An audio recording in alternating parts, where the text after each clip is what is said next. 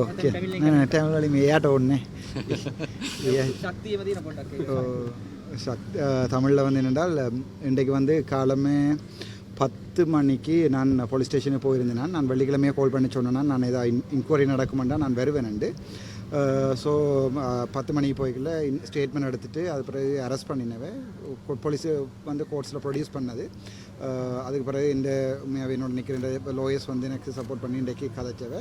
அதுக்கு பிறகு 10 லட்சம் ரூபா சரி காசு பணையிலையும் 2 சரீர பணையிலையும் விடுவிச்சிருக்கு. அடுத்த தேதி வந்து 11ஆம் மாதம் 8ஆம் தேதி 28ஆம் தேதி. මන්ත්‍රීතුමා ඔබතුමා නාම රාජපක්ෂ මන්ත්‍රීතුමා නම් ආවා. මොකද ඉතින් ඒක මෙච්චර අපේ ගොඩක් ඉන්නවා විපක්ෂේ. අද ඔබතුමා වෙනුවෙන් මම හිතන්නේ ආවේ. මං කෙලිම කියන්නම්. ඉතින් මම අප දවසේ ඉඳන් අද වෙනකන් මගේ මැතිය තියෙන්නේ මම ප්‍රභාකරන් දෙයියෝ කියලා කියන එකන්නේ. ඒ නිසා ඒමයි කියලා ඒ කියන්නේ මම මගේ වෙනුවට මැරිච්ච මිනිසුන්ට මම පෙනී හිටිනවා. හැබැයි මේ රටේ ජනතාව ලොකු වරදක් කරලා තියෙන්නේ තමුන්ගේ වෙනුවට ගිහිල්ලා මැරිච්ච රණවිරුවන්ට තමුන්ගේ වෙනුවට තමුන්ගේ නායකයව දැන් පාවල දීලා තියෙන්නේ. ඒක තමයි වෙලා තියෙන්නේ. දැන් මහින්ද රාජපක්ෂ අවිල්ලා මගේ නායක නැති වුණාට දෙමළ මිනිසුන්ගේ නායක නැති වුණාට මහින්ද රාජපක්ෂ අවිල්ලා සිංහල මිනිසුන්ගේ නායකයා. එතකොට සිංහල මිනිස්සු අදටවත් කරලා ඉවරයි එතුමාව පාවල දීලා. දැන් හැමෝම දැන් මමත් විශ්වාස කරා නාමල්ලුරු ඔක්කොම හොරු කියලා මේ කියපු එක මමත් විශ්වාස කරා. රටේම විශ්වාස කරා. පච ගහපු මේ කවුරු හරි ඇවිල්ලා ඔම දොම් පචයක් ගහනකොට හැමෝම විශ්වාස කරා. හැබැයි අන්තිමට බලනකොට පච ඔක්කොම එළියට එළිතර වෙනවා. හැබැයි මම විශ්වාස කරනවා අද මට අම්මා තාත්තා නැහැ. ඒ නිසා මම විශ්වාස කරනවා මගේ අම්මා තාත්තා වෙනුවට මෙතනින් ඇවිල්ලා ඉන්නේ මගේ සහෝදරියෝයි. ඊට පස්සේ මම නාමල්ට මට ඒ ගරුත්වය මම කොහොමද තියෙනවා. ඒ නිසා නාමල් වරදක් කරා කියලා කවුරු හරි කියනවා නම් නාමල්ට නඩුවක් දාන්න. ඔය නිකන් බබාලා වගේ කවුරුත් දන්නවා කවුද පෑපිස්සෝ කවුද කොස්සෝ කවුද මේ ડોක්ටර් කෙනෙක්ලා හැමෝම දන්නවා. ඔව් ඒ නිසා මේ ඉතින් සමහර මන්දිරලා කියලා තියෙනවානේ මේ කොස්ස නැගිටලා පාර්ලිමේන්තුවේ කතා කරනවා. ඒ කොස්ස සයිස් එක මම ඉන්නවද ඒ මන්දිරලා ඇමතිලා නියෝග ඇමතිලා ඉන්නවද කියලා ඔයාලා හිතාගන්න. හැබැයි ඔය කොස්සුන්ට මහින්ද රාජපක්ෂට අත දාලා මුකුත් කෙලවන්න බැරි නිසා අපේ වගේ පොඩි හාල් මස්සෝ ටිකට අත දානවා. එච්චරයි වෙලා තියෙන්නේ. දැන් බලන්නකෝ ඔයගොල්ලෝ ගිහිල්ලා එක්ක චාමර සම්බත් දසනායක රැස් කරනවා නැත්නම් මාව රැස් කරනවා. දෙකින් එකක්. අපි දෙන්න නැත්නම් උන්ට දේශපාලනයක් නැහැ. ඒක මේක පරිගැනීමක් කියලා ඔබතුමා කියන්නේ දැන් කොච්චර මිනිස්සු මේ කහිරේ වාහන නවතනවාද කියලා අරස් කරලා ප්‍රොඩියුස් කරනවාද? හරි හරි ඔය ඉන්න. දැන් මේ අපි දැක්ක දැන් මැරිලාවත් කැමැත්තක් තියලා සලොන්දර අරිනවා කියනෝනේ. ඉතර මහින්ද රාජපක්ෂමත් කරා මම නාම රාජපක්ෂ මහත්මයාට ඇරියා. ඇහුවා මෙයා කිව්වත් සලොන්දර ඇරලා තියෙන පක්ෂයට ඕන ඒකට කිව්වා. හරි. මැරිලාවත් යාපනයේ පැත්තෙන් ඔබතුමාට ආර්දනා නෑ මේමයි. මම මගේ මිනිසුන්ගේ වෙනුවට තමයි පිණි හිටින්නේ. ඒ නිසා මට කවදාවත් ගිහලා අපේ මිනිස්සු මේ පාවල දෙන්න බෑ. තේරුණාද? ඒ නිසා මගේ වෙනුවට මැරිච්ච මේ නායකත් එක්ක මම දෙවියෝ කියලා කාට හරි කිව්වොත් මම මරණකම් ඒගොල්ලෝගේ පැත්තේ ඉන්නවා. මම මේම පාවල දෙන්නේ නැහැ. හැබැයි මම කියන්නේ සිංහල ජනතාවගේ නායකයෝ මහින්ද රාජපක්ෂ කියලා. ඒක ඕගොල්ලෝ පාවල දීලා ඕගොල්ලෝ අවිල්ලා ඔම ජරා වැඩක් කරලා එතුමාව හිරේ කරනවා නම් ඒක ජනතාවෙන් කරපු මෝඩ වැඩ. සිංහල ජනතාවෙන් කරන මෝඩ වැඩ. හැබැයි මම එම පාවල දෙන්නේ මට එම මේ 159 පාපිසෝ නෑ මගේ පිටපස්සේ. හරිද? ඒක පැහැදිලි උත්තරනේ. මම අදටත් කියනවා දී ප්‍රභාකර මගේ දෙවියෝ කියලා. තමුන්නාසලා තමයි තමුන්නාසලාගේ වෙනුවට මැරිච්ච මිනිස්සුව රණවිරුව කියන්න බැරි වෙලා ඉන්නේ ඉතින්. මං කොච්චර පාරක් ඇහුවද ප්‍රභාකරන් අස්තවාදියා කියන්න කියලා එක්කෙනෙක් නැගිටලා කිව්වද? කිව්වොත් උත්තර ඡන්ද කඩනවා. ඒ නිසා මේ තුටු දෙක දේශපාලනය කරන්න නැතුව මේ වගේ අපේ වගේ පොඩි උන් ආරන් දාන්න නැතුව පුළුවන් නම් ඒක ලොකු ලොකෙන් අත තියලා බලන්න කියන්නකෝ. නිකන් රනිල්ව අරගෙන ආවිල්ලා මොකද උනේ කියලා ඔයගොල්ලෝ දන්නවනේ ඉතින්. ඒ නිසා මේගොල්ලෝ දන්නවා මේ ලෝකෙම මේගොල්ලෝට විරුද්ධ වෙනවා කියලා. ඒ නිසා එක රටවල ওই LGBTQ වැඩ කරන්නේ නැතුව පොඩ්ඩක් කරුණා කරලා කල්පනාවෙන් වැඩ කරන්න කියලා ආණ්ඩුව මේ ඉල්ලා සිටිනවා. අර LGBTQ ගැන ඔබතුමා කතා කරා. මොකක්ද ඒක ගැන ඔබතුමාට කියන්නේ? ඒ ඉතින් ඒක ලෙස්බියන් ගේ ඉතින් අපේ ආණ්ඩුව ඇතුළෙම ඉන්නවානේ. ඉතින් මම නමත් එක කියන්න ඕනද? ලෙස්බියන් ගේ ඊට පස්සේ ආවිල්ලා බයිසෙක්සුවල්. ඉතින් ඔබතුමාලා කියන්න ඉතින්. ඔබතුමාලාට කට තියෙනවනේ කියන්න කවුද ලෙස්බියන් කියලා. කවුද ලෙස්බියන්ට ඇමරිකා ගිහිල්ලා සපෝට් එකක් දීලා අද වෙනකන් මේ ලෙස්බියන් බිස්නස් එක ප්‍රොමෝට් කරන්න කියලා ඔබතුමාලා කියන්නේ. නැත්නම් රට ජනතාවට අහන්න. අපි නම් පිස්සෝ කියලා කියන්න කමන්නේ. හැබැයි අපි ගේ නෙවෙයි. අපි ලෙස්බියන් නෙවෙයි. තේරුණාද? අපිට සමලිංගිකය බලලා ආදරේ හිතන්නේ නැහැ. ඒක යන්නේ අර බරය පැන්න මිනිසුන්ට ඒක හිතනවා නම් මේ කන්ටේනර් පැන්න මිනිසුන්ට එීම අල්ලපු පුටුවේ වාඩි වෙලා ඉන්න එක්කෙනාව දැකලා පිරිමියෙක් දැකලා ඒක හිතනවා නම් ඒක මානසික ලෙඩක්. ඒ ලෙඩට එන්න කියන්නේ අපි බයත් කරන්න. එච්චර කියන්න තියන්නේ. ඒක ප්‍රොමෝට් කරන්න ඉතින් නීති විරෝධී වැඩක් ඒක. හිටපු ජනාධිපතිතුමා බලන්න කවද්ද යන්න පුතුමා ගම. මේ මහින්ද රාජපක්ෂ. ඉතින් මෙහෙමයි. දැන් මේකින් ඊට පස්සේ මේ පාපිසොයි ටික ඔක්කොම ටික ගෑ ගන්න පටන් ගන්න ඕන දැක්කද උත් එක එයාත් එක එතුමාත් එක එකතු වෙලා තමයි මෙයා මේ ගේමයක් ගහන්න කියලා. ඒ නිසා මේ පාපිසොට අපි නිකන් පාන් කණ්ඩ දෙන්නේ නැහැ. හරිද? ඒ පාපිසොට පාන් උනාට අපිට එම පාන් නැහැ, අපිට ලෙඩක් නැහැ. අපි කිව්වොත් ඒක ලෙඩක්. ඒ නිසා ওই වරාය මේ කන්ටේනර් පැන්න ඇමතිට කියන්න මම දන්නේ කවුද කියලා. එයාට ලෙඩ නම් මම ෆ්‍රී බෙහෙත් දෙන්නම් කියලා කියන්න. මම දුන්නොත් ඒක ලෙඩක් වෙනවා එයාට. ඒක එච්චරයි. சரி தேங்க் யூ தமிழ்ல எது சொல்றதுக்கு இல்லையா எப்படி வசதி அதை போடுங்க தமிழ்ல சொல்றது தமிழாக்களுக்கு கருத்து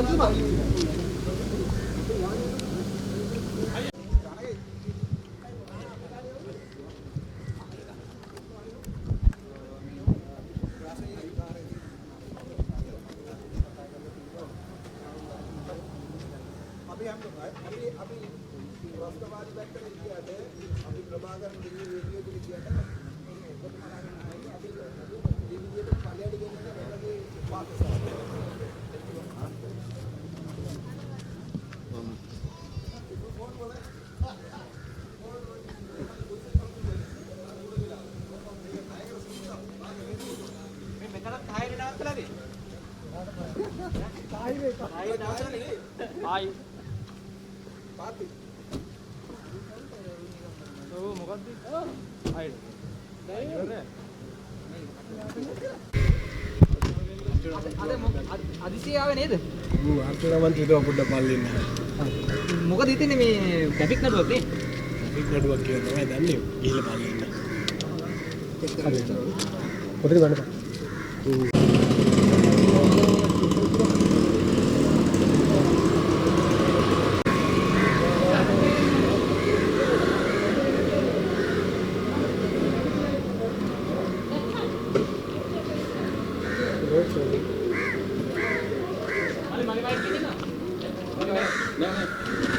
Oh, are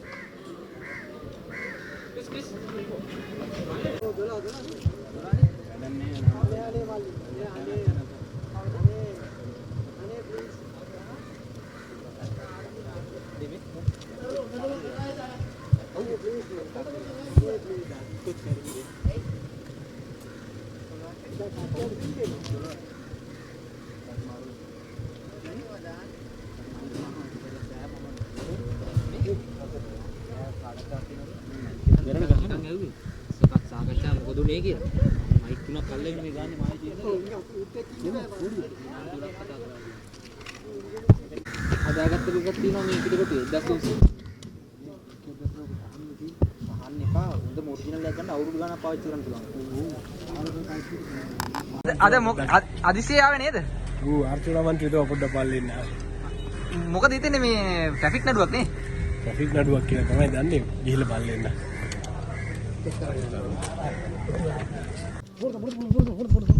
එළියට ගන්න දෙන්නේ එළියට.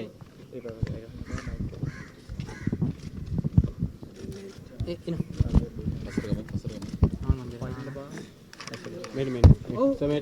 මන්ත්‍රීතුමා අප දෙන්න ආවද? නෑ බල්ලයන් ආවේ. මොකද මේ තත්ත්වය මේ අපි දැක්ක ට්‍රැෆික් නඩුවකට අරන් තියෙන මන්ත්‍රීතුමා. ඔව් එහෙම තමයි. ඉතින් දැන් ආණ්ඩුවට වැඩ බැරි වෙනකොට ඉතින් පොඩි දේවල් හොයලා උසාවි වලට ගේනවා. ඉතින් මම දන්නේ ඒක රටේ නීතියේ ඉතින් නීතියට අනුව ඇවිල්ලා අධිකරණයට මුණ දුන්නා. හැබැයි ඉතින් ආණ්ඩුව මේක දේශපාලන දඩයමකට පාවිච්චි කරන්න උත්සාහ කරනවා නම් මන්ත්‍රීවරු මර්ධනය කරන්න පාවිච්චි කරන්න උත්සාහ කරන එක වැරදි. ඉතින් අර්ජුන මන්ත්‍රීතුමා යම් වරද්දක් කරා නම් ඉතින් අධිකරණයට ඇවිල්ලා දැන් ගරු විනිශ්චයකාරතුමාත් අවවාද දීලා අප දුන්නා. ඉතින් ජනතාව කැමතිනේ දැන් මේ වැරදි වලට දඬුවම් දෙනවට අත්දැකිය ජපානයේ ජනාධිපතිතුමා කතා කර කර ඉන්නකොට රනිල් මහත්තයා ඉරේ දාපෙකට මම වයින් බෝතලයක් බීවා පුදුම සතුටුයි. ඉතින් ජනාධිපතිතුමාට මේ සුබනේ පතන්නේ ජනතාව. ඉතින් ඒක හොඳ නැද්ද? ඒකෙම තේරෙන්නේ මානසිකත්වය නේද? යම් කිසි කෙනෙක් හිර යනකන් ඉඳලා වයින් බෝතලයක් බීලා සමරන්න පුළුවන් නම් පැහැදිලිවම නිර්ධන පන්තිය නියෝජනය වෙන්නේ නැහැ බොන්නේ වයින් නේද? එතකොට මේ ආණ්ඩුවේ මානසිකත්වය සහ මෙයාට ඡන්දි දීපු අයගේ මානසිකත්වය පිළිබඳව යම් අවබෝධයක් අපිට ලබන්න පුළුවන්. ඒ වගේම තමයි අතිගාව ජනාධිපතිතුමා ඒ කියන පුද්ගලයාට වයින් බවුසරයක් බොන්න පුළුවන් කන්ටේනර් පන්න පොයත් ඇල්ලුවා නම්. අර්ජුන මන්ත්‍රීතුමා කිව්වා වාත් මේ සම්බන්ධයි කියලා. අපි යාවෙනුට එළි දෙනවා. ඔව් ඉතින් අර්ජුන මන්ත්‍රීතුමා පාර්ලිමේන්තුවේ විශාල හඬක් නගනවා.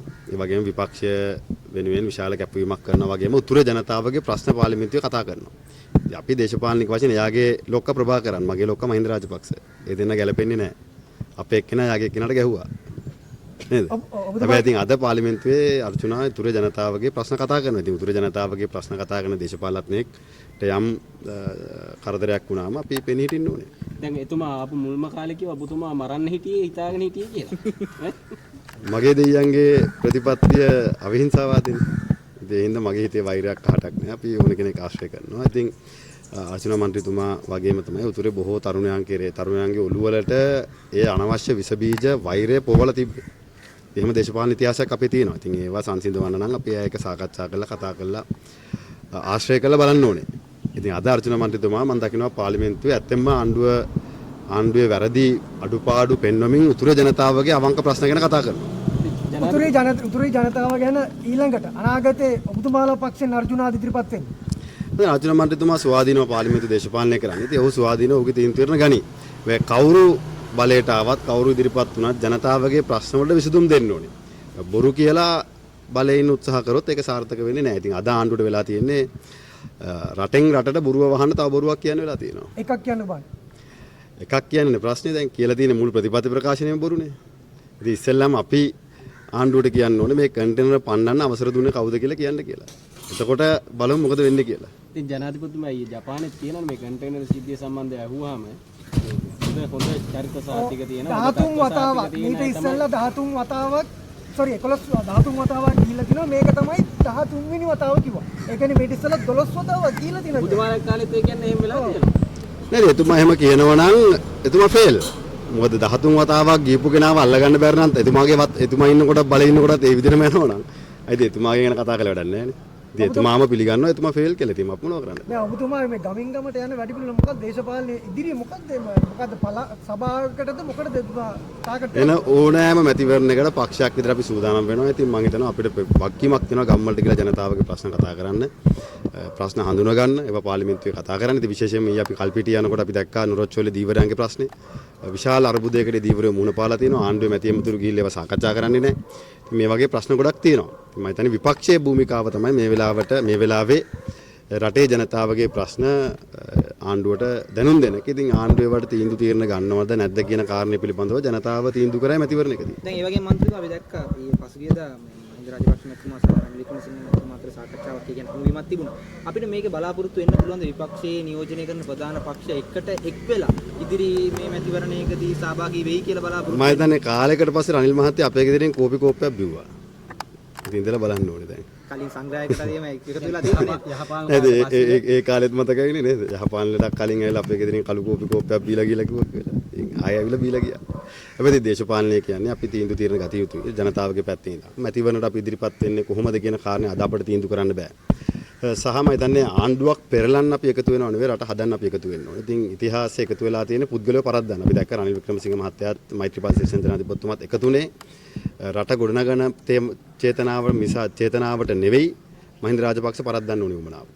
ඒ හින්දා ඒක සාර්ථකුනේ නැහැ. ඒ හින්දා අපි සන්දානගත වෙන්න ඕනේ. අපේ ප්‍රතිපත්ති සහ රටේ ප්‍රතිපත්ති ආරක්ෂා කරගෙන ඉස්සරහට යන්න මිසක් පුද්ගලයෝ හෝ කණ්ඩායම් කේන්ද්‍ර කරගෙන නෙවෙයි. එතකොට විපක්ෂේ ආණ්ඩුවට විපක්ෂ වෙලා තින්නේ රාජපක්ෂලාද? ආණ්ඩුවෙම තමයි අහන්න ඕනේ. දැන් ඉතින් දිගටම ඔබතුමාලා ප්‍රශ්න ගැන ඔබතුමාලා ගම් ගැන ඒක ගොඩක් දැන් ඉතින් ඔබතුමාට එහෙම දැනෙනවා නම් ආණ්ඩුවට හොඳටම දැනෙලා ඇති.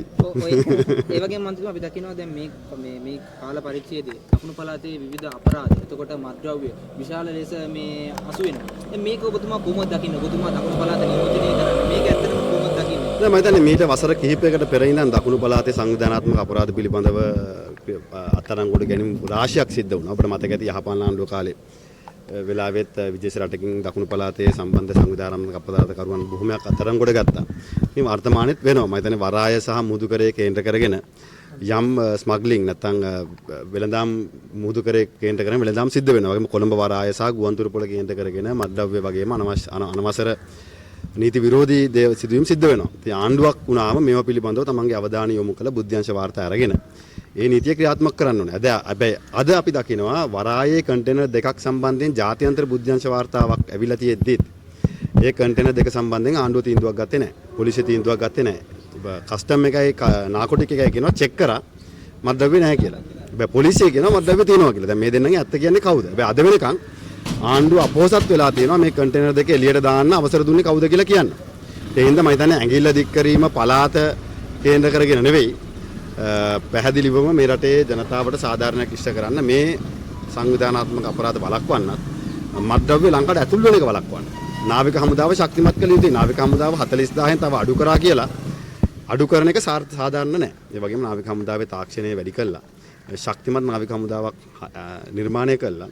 දැන් මුහුදේ ආයුධ එන එක අපිට නවත්තන්න දා LTT ත්‍රස්තවාදී වළක්වන්න විශාල තෝතැන්නක් වුණේ නාවික හමුදාව. ඒ ආයුධ ගබඩා වලට ප්‍රහාර එල්ල කරන්න ගියපු නාවික හමුදාපතිවරයාද හිරේ මේ ආණ්ඩුවේ. ඉතින් ඒ වෙහෙමනම් එයාට සලකන්නේ ඉදිරි කාල සීමාව තුල මම හිතන්නේ තවදුරටත් මේ රට වෙනුවෙන් මිනිස්සු ජනතාව ජීවිත පූජා කළ පෙනී හිටීම පිළිබඳව ප්‍රශ්නාර්ථයක් මතුවේ. ඒ හින්දා කරුණාකරලා අපි ආණ්ඩුවට කියන්නේ දැන්වත් මේ එක එක්කෙනාට ඇඟිල්ල දික් කරලා ඇඟ බේර ගන්න හදන්නේ නැතුව තමන්ගේ රාජකාරිය ඉෂ්ට කරන්න.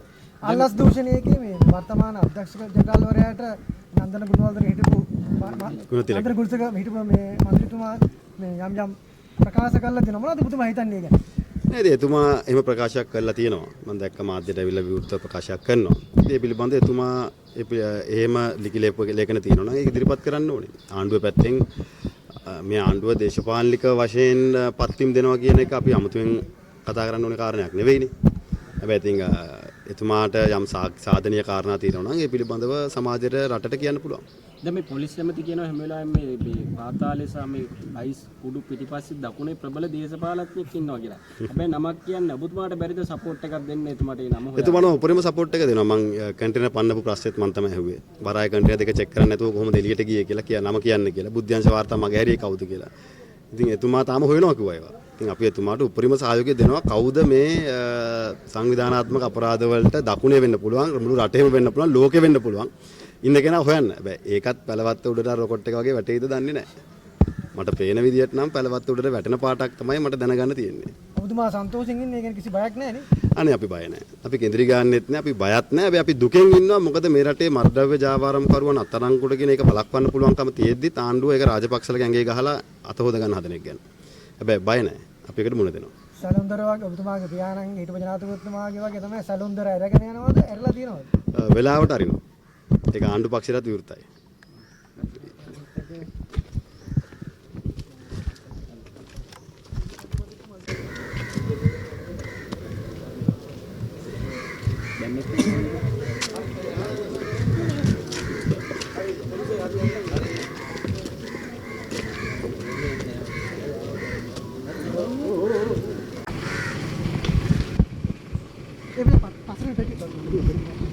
පස්සරලා ගමු කට්ට නටන්න එපා. ඊයේ යෝහෙන්ද?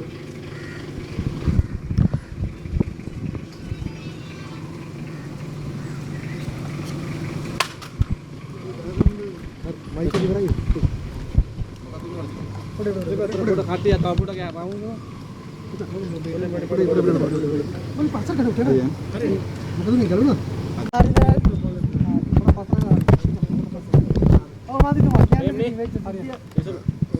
උදේ 9 හරිනේ. උදේ 9ට එන්න කියලා මට ලියුමක් දාලා තිබ්බා. මම ෆ්‍රයිඩේ උදේම ගියේ සිකුරාද මම කතා කරලා පොලිසියට ඇහුවා මම පොලිසියට එන්නද කියලා. ඒගොල්ලෝ කිව්වා දැනුවත් කරනවා කියලා. ඊට පස්සේ අද උදේ 10ට පොලිසියට ගියා. එතන ගිහිල්ලා පැමිණිල්ලක් ඒගොල්ලෝ දාපු පැමිණිල්ලට මගේ කට උතර ගත්තා. ඊට පස්සේ පොලිස්ට අරස් කරා. අරස් කරලා අද උසාවියට ඉදිරිපත් කරා. උසාවියෙන් මගේ වෙනුවට මගේ සහෝදරයා තමයි කියන්න ඕනේ මගේ නීතිඥවරු අද පෙනී හිටියා මට අප දීලා තියෙනවා මිලියනුයි ශරීර අප දෙකක්කුත් දීලා තියෙනවා චල කියන්නේ දෙන්නේ தமிழ் சொல்லுங்க कैपिटल टी के सोल्ट्रेल जोजिरुக்கிறோம் நீங்க